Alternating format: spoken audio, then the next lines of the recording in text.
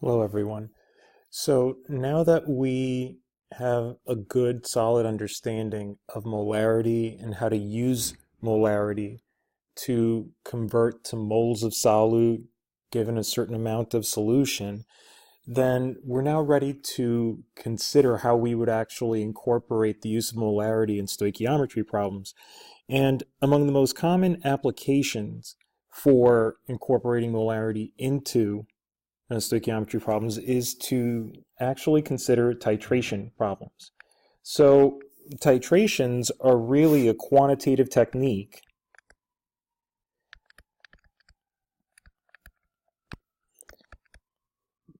that's often used for aqueous reactions. And normally what's involved is we have some sort of unknown, a solution where we might know the identity of the solute, but we're not exactly sure of the amount that's dissolved in solution. So typically what we do is we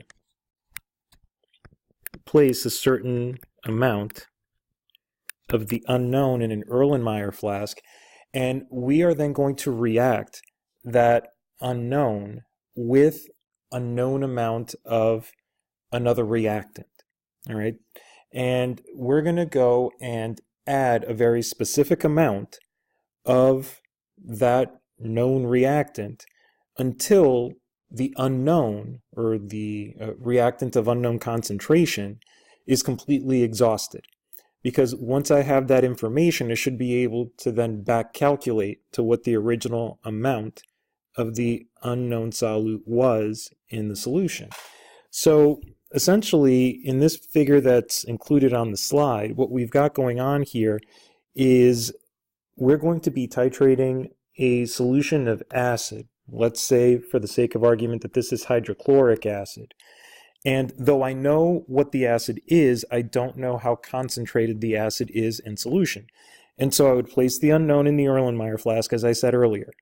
And what's going to happen is I'm going to include something called an indicator, because if we consider that reaction, basically hydrochloric acid in aqueous solution being reacted with sodium hydroxide, also an aqueous solution. If you recall, with this being a double displacement reaction, what we're going to get is sodium chloride and water in its liquid form.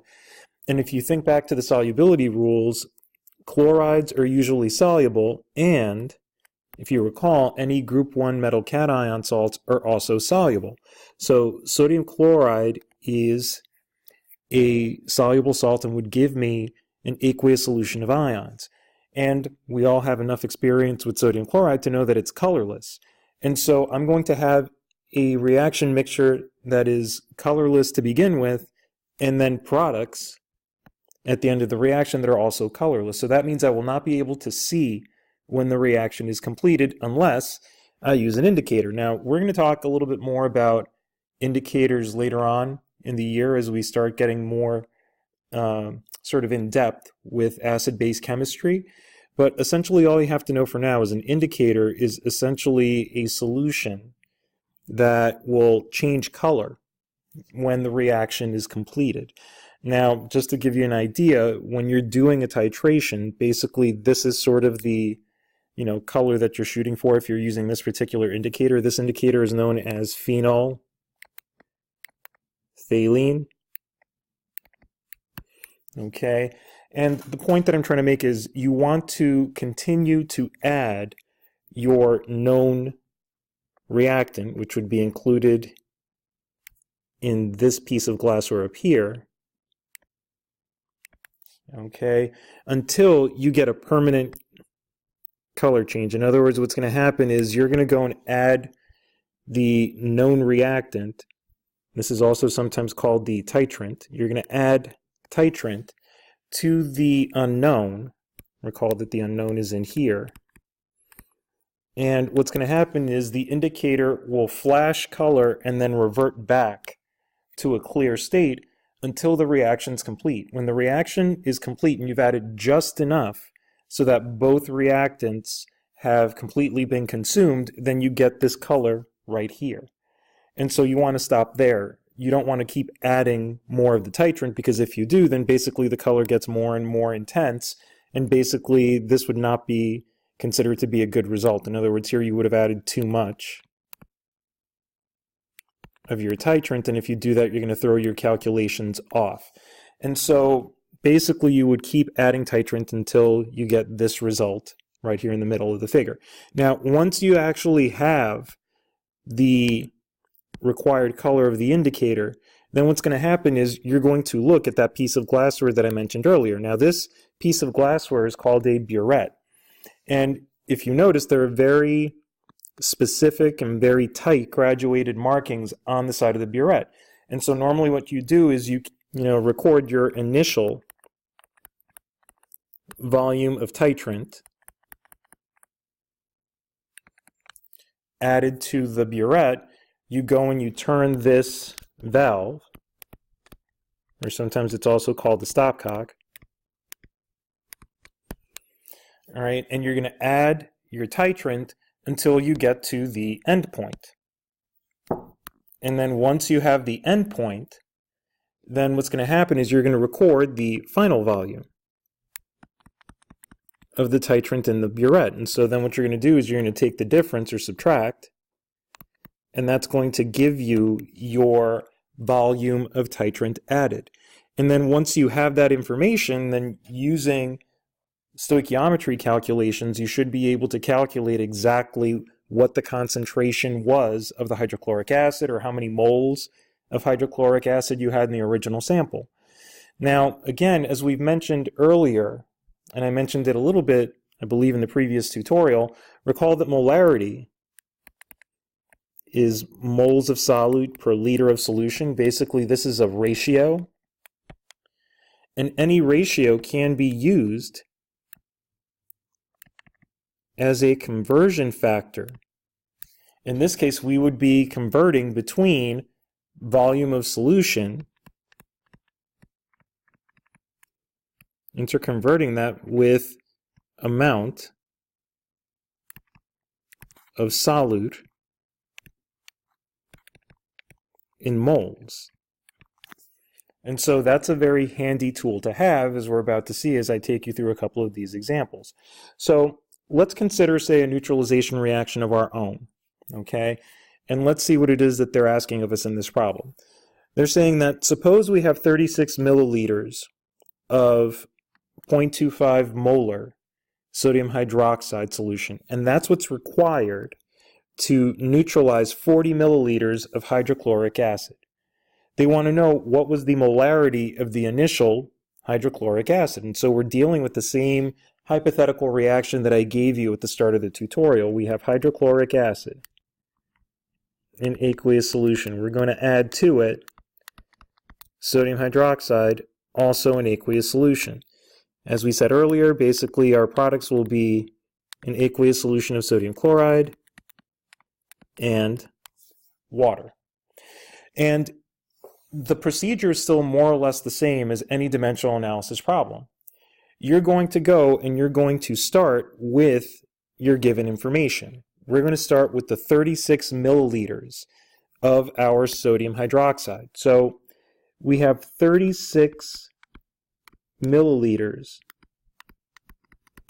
of a sodium hydroxide solution. Okay? Now, if you recall, I'll abbreviate solution like that. We are going to use this molarity as a conversion factor. And again, molarity is moles per liter, so that means I'm probably going to be better served to convert this milliliter measurement of volume to liters. So basically that would be 1,000 milliliters for every 1 liter. Okay? Now, I can go and use my molarity to convert from liters of the sodium hydroxide solution to moles of the sodium hydroxide as solute. And so that would be for every 1 liter of the sodium hydroxide solution, I have 0.250 moles of the sodium hydroxide. Okay?